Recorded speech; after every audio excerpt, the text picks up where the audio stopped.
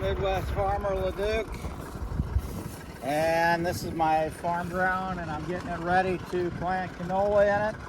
And I'm working the ground like I'm going to do alfalfa, and the ground is awful dry, and different things on this. So it's a 1957 John Deere 720 diesel electric start tractor with a 145 414 semi-mounted plow. Had new shears on it, and it's been quite a thing. I think I just plowed 75 acres with it, and I've got my shears half wore out because the ground's that hard. I work a little bit so I don't get the ground dried out. I take this tractor here, the 4255, with a 15-foot crow's fault column mulcher. And Lisa, if you want to keep it running, I'm going to pick that up. I'm just going to work a little bit so that's out of my way to plow. Okay.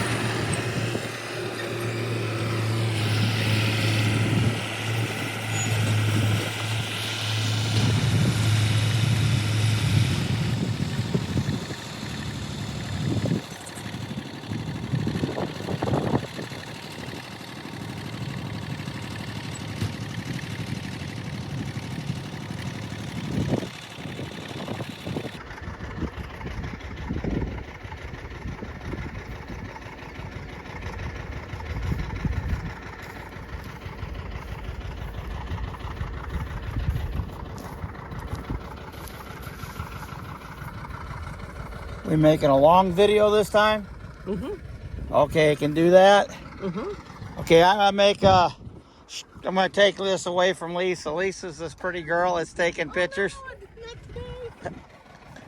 I'm sorry, Lisa, but it takes two people here to do this, and I know that's why I don't make many videos. I'm doing this for the educational part of it and networking with friends and stuff across the country. But this is a crow's foot column mulcher, and these are spring teeth with new points and new bearings, and we work it down. Now this is the ridge here that I'm on.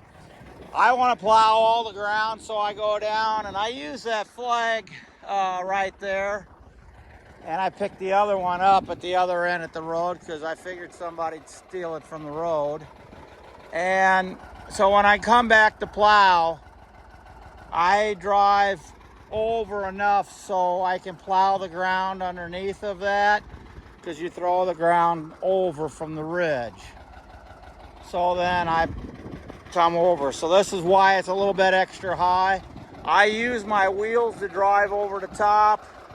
The way it looks there, I need to get over a little bit more, but I want to plow a little bit more on the other side to do that, and then I come. If you're going to go over ground, the most important thing, more so with a disc than anything, is that you need to disc in the same direction that you plowed.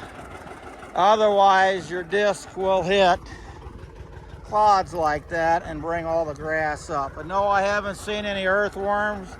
I no-tilled in this corn ground, and it just kind of made the ground that much harder, and a lot of water set on it. This is the tractor running, so it kind of gives you an outlook of what to look at it. I do have a bigger plow, and I have plowed with that tractor, but I didn't want to take the duals off, and I need new tires on it to pull the plow, and they're about $9,000. And I got a lot of hay to haul, and the roads are wearing out my tires because they put slag on it from the steel mill. So this is that. I got a special attachment on here that I got from Tyler, the plow guy, and that's our draft control is hooked up right into this part here. I've only had this tractor 6 months, and I had issues with the seat, and I got to put this rubber back on here. But just to let you know, the seat fell down, it's wore out and rusted out. So I do have a new seat, new case. Probably that case and all the parts there is over $1,000 for that. I also ordered new flat top fenders for this tractor. There's a bunch of companies that make parts and good ones. The flat top is going to have 2 lights. It'll set up a little bit higher, give me a little bit more protection. Also, there'll be a handle in there. This farmer put this board here to get in, and actually it ain't a bad idea, but he's doing that, being on that part of it. So I have cleaned the settlement bowl out, bouncing around here on it. This is the settlement bowl. I'm getting all the sand. This tractor's never worked this hard probably in 30 years. The main thing about this tractor, I had a very good John Deere friend that, excuse me, I'm a real farmer, that he used to work on. He had 720 tractors. He had a whole collection of them. And when he worked at the John Deere dealership, he painted them up. And he actually painted them by a paintbrush. And before the paint dried, he hit it with a spray can. And over the years now, that paint job was 40 years ago, but you can kind of see in certain spots that his paintbrush marks are showing up. So that's pretty good for 40 years I've known this tractor in the neighborhood. I'm very grateful that I can get it, but I do have a lot of work and little things to do on it. But it will pull a plow, and I'm enjoying it immensely. The big reason I like the 2-cylinder tractor is you can hear it, lung out and the work. So I'm working this ground down. It'll be fine, packed down like I would sow alfalfa. And so that's basically what I'm doing on that part of it. So I'm going to give this camera back to Lisa. Lisa, is there any questions you'd like to ask me?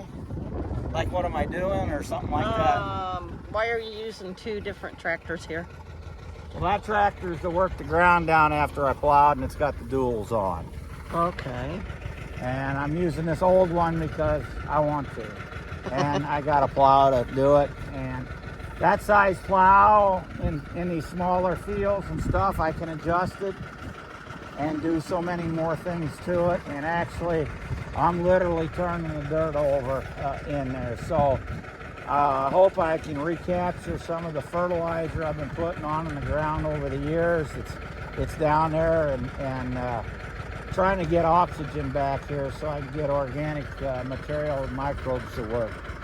So we've basically been having a lot of flash. Our weather's been extreme. Extreme weather is a major problem. We start out in the spring, we get a lot of rains, and we might get a 5-inch rain in an hour and flood everything, and it stays wet, or it keeps raining, and you can't go out and plant. You can. Everybody's done this. They plant it in wet ground, and if it get enough rains behind it, they get away with it. If it don't, it turns dry. But we haven't had any rain, for 6 weeks? Oh, no, it's more recent. More recent? Oh, yes. When did we have the last rain? Oh, gosh. It's not that long, but maybe a couple weeks. Couple weeks, okay. Well, I know it's been at least 4 weeks because I've got... Yeah, for the heavy rain, it's been longer. Yeah, we've gotten... we did have a couple rains, but they was only 3/10 at a time. And actually, when we had that 3/10 rain, the next day I went out and plowed, and on different fields and stuff. So that's basically where I'm at. I did have Rand Tool had their big antique plow and harvesting thing. It was a great time there. And I was plowing with the tractor and the front end fell off. You're kidding. No, I'm going to show you the pictures. You can put them or stationary. Okay. And that happened around 5 o'clock or 6 o'clock or 7 o'clock. I don't know. It was still light. But anyhow, I was trying to finish a small patch about like this before I went to the show. And by 11:30 that night, we had it put back on. Fortunately, we didn't break anything. And apparently a person replaced the bolt and it didn't have a hole in it for a cotter pin. And the nut worked its way off and the bolt fell out, and we managed to get it all put up. I wanted to get it. I was thinking, since I'm going to this Rand Tool show, they got a lot of flea markets, so I thought if I needed parts for the tractor, whatever, but fortunately I got it back together. So Lisa will be putting Photos of... yeah, you'll put photos up with this as well, so it'll be a get you type of thing. My cell phone, I got a lot of work to do with it, so we'll let Lisa fix it for me. She's my helper when it comes to technical stuff. Do you want me to work on your phone now? Right after we get done with this, yeah. Okay. Because you're gonna have to get the pictures for the thing, so forgive me. And I always like to thank people that's helped me on the tractor, so you guys know who you are, and thank you. I put a new clutch in it. It took me a couple hours. Now that I know how to do it, I think I could change it in an hour and a half. I might need some help to lift a couple parts up there. I've got an extra clutch in my toolbox in case I need parts or anything like that type of thing. I did adjust the clutch. It took me 5 minutes to adjust the clutch. It started slipping, so I stopped, and all I had to do was turn the cotter pin on the clutch. For those who know two-cylinder tractors, you know what I'm talking about.